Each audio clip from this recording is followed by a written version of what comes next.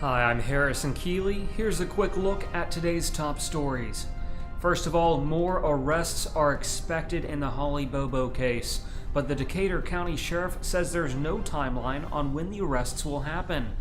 4 men have already been charged in connection to the case. Adams and Jason Autry were charged with first-degree murder, and Mark and Jeffrey Pearcy were charged with accessory after the fact.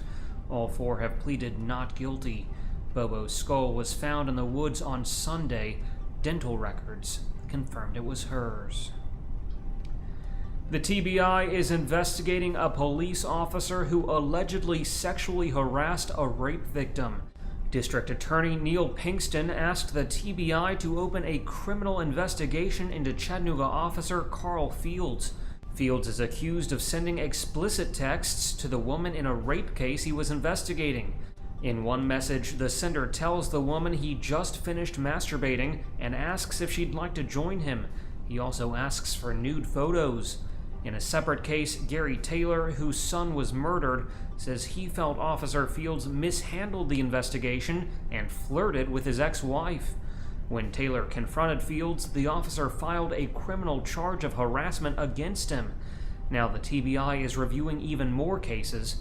The investigation is ongoing.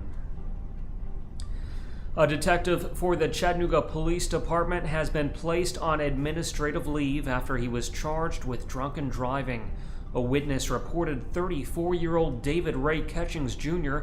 after Catchings' car almost struck several other vehicles. An officer caught up with Catchings at Lakewood Baptist Church. Inside his car was his girlfriend, Sarah Creekmore, and several beer bottles. Neither Creekmore nor Catchings could remember where they were going. An affidavit claims Catchings tried to get out of the charges by using his status as an officer. Catchings' wife was later called to retrieve her husband's car. He's scheduled to appear in court September 22nd. Hamilton County Schools is eyeing a new supersized elementary school where the Hickson Pike YMCA now stands. The new school would replace 3 other ones: Alpine Crest, DuPont, and Rivermont. Those schools average around 55 years old. The new elementary school could hold more than 1,100 students. Officials say the larger school would be more efficient to staff and to heat and cool, but it remains a long-term project. A new database shows just how much military gear has been distributed to local law enforcement. Across the area, agencies have close to 300 assault rifles, more than 200 pistols, and plenty of other equipment. The items range from body armor and night vision to all-terrain trucks.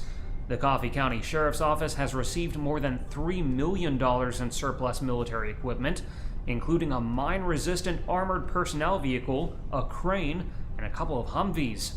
Much of that is aimed at patrolling the Bonnaroo Music Festival. Meanwhile, McMinn County has more than 100 assault rifles. That's 5 times the number Hamilton County does, and it was all due to a paperwork mix-up. Tesla Motors is opening its first supercharger in Tennessee, and it's at the Chattanooga Airport. The supercharger will allow Model S electric cars to travel for about 3 hours on a charge. The company says the location is strategically placed at the intersection of I-75 and I-24 to allow Tesla owners to drive free between Knoxville, Nashville, and Atlanta. Finally, pigs walking on the interstate caused a pile-up crash involving multiple vehicles Tuesday. It happened on Interstate 40 in West Knoxville. Authorities believe the pigs fell out of a truck, and then one vehicle apparently stopped, setting off a chain reaction. At least one of the pigs was struck in the wreck anyway. None of the motorists were reported injured.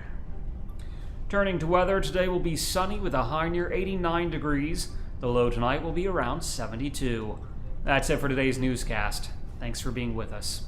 You can find more on these stories and breaking news all day long at timesfreepress.com.